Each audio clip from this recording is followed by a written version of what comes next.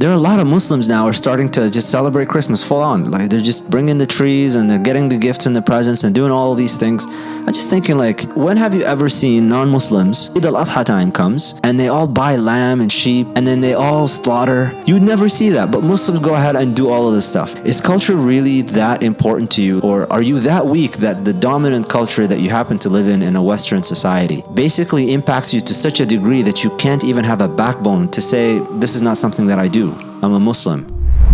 The thing about yoga, the term itself, the word yoga, from the Sanskrit, is generally translated as this union between the individual Atma, or this, the soul, with the Paramatma, which is this universal soul. They're talking about this union between God and human, this melting in together of the two. And so it's the union of the divine and the body, the mind and the spirit all coming together. When you're doing yoga, you're really trying to do this unification process. That's from what I understand, that's how it's understood from a Hindu perspective. And the postures themselves, the poses that you engage in yoga, they're not simply just physical poses. These poses are constructed in a way to basically give an offering to one of the 300 some odd million Hindu gods. Each pose that you do in yoga is meant to represent something where you're bringing an offering to a small letter G god. So if you're doing these things, including the breathing, the way that you breathe, the way that they tell you to breathe, the way that you pose, the way that you meditate, all of that, when you combine it together, then it's becoming accepted by one of these 300 some odd million gods. Let's flip the script a little bit and think about it from another perspective. Imagine, just for a second, right now you have yoga, what are they called? Yoga centers, let's say, or yoga gyms or whatever. Imagine for a second that there are a bunch of Salah centers, Salah gyms, and then you have a bunch of Westerners, a bunch of non-Muslims. When you pass by and you look through the window, all you see them do are engaging in bowing, ruku', sujood, in prostration. The sitting of the tashahhud, they're sitting there. And then for the mantras, they're saying in the ruku' Subhana Rabbi al-Azim, and then in the sujood they say Subhana Rabbi al-A'la. Imagine this. And then they stand for a while, and then for the mantra they get told, all right, now say after me. In the sense of like the hippie type of new age. Say after me, Alhamdulillahi Rabbil Alameen. And then you have them actually recite the Fatiha. And meanwhile, they're non-Muslim, but they're just going to do all of these things. And then at the end of the thing, and then they say, okay, now say after me, Assalamu alaikum. And then they say Assalamu alaikum. And then they get up and they roll their mats, or they fold their mats, let's say, because, Salah mats are not rollable. So they fold their mats, and then they tie them up and put them on their backpack, and then they get on the bus and walk. It's just, if you think, and then for their gear, the yoga gear, so you have the yoga gear, which is the yoga pants and all of that stuff. Instead of yoga, you have salah stuff. So you'll have the women wearing the hijab and engaging in the poses and stuff, and the men will also have their proper attire to make sure that they cover the necessary parts, right? And then afterwards, maybe they have masbahas and they sit there and they do the tasbih. And non-Muslim, they're non-Muslim. None of them is saying the shahada as a Muslim.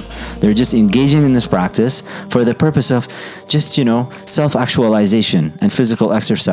The bowing helps my back. The prostration helps with my flexibility. If you think about it like that, it sounds really silly. And then it's like, oh, what are you doing tonight? Oh, I gotta go do my salah session. It's gonna take, and I gotta, and then when Ramadan comes and they all go do Taraweeh and stuff like that, and they just engage in all this, but they're non-Muslim. And the purpose of all of this is to just find, the stillness that they're looking for, and to find this physical stretching and exercise and all of that stuff. When you think about it like that, like, this sounds really silly and nobody would ever do that. But that's actually what everybody's doing with yoga. And it's not like yoga is the only exercise out there. It's all right. So you left out all the spiritual mantras, you left out all the meditative part of it. You're not engaged in any of that. But then you say, all right, I'm just going to do the exercise. All right, you can stretch. Like, you don't have to do it as yoga. You can just stretch and do your own exercise.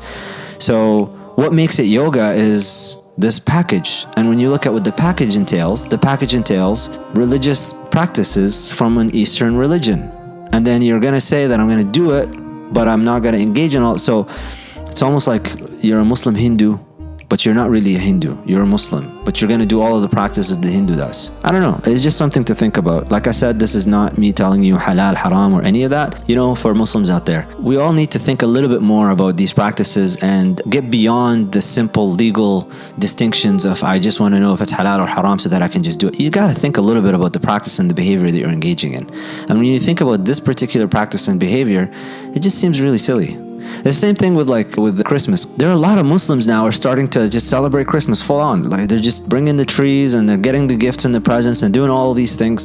I'm just thinking like, when have you ever seen non-Muslims, Eid al-Adha time comes, and then they all go to the farmers and they all buy lamb and sheep, and then they all slaughter and they all engage in all of the but they don't do the Eid prayer. Yeah, because they're not Muslim. They're not going to go to the Eid prayer, but they're going to buy cows, they're going to buy whatever, they're going to do the slaughter, they're going to distribute the meat in accordance to the sunnah, they're going to have a gathering, they're going to have people come together, they're going to have all the sweets. You'd never see that, but Muslims go ahead and do all of this stuff. Is culture really that important to you, or are you that weak that the dominant culture that you happen to live in a Western society basically impacts you to such a degree that you can't even have a backbone to say, this is not something that I do, I'm a Muslim? But just a byproduct of us having turned our religion into a ritual religion that is privatized, and it has no impact on your public behavior and on your social behavior anymore.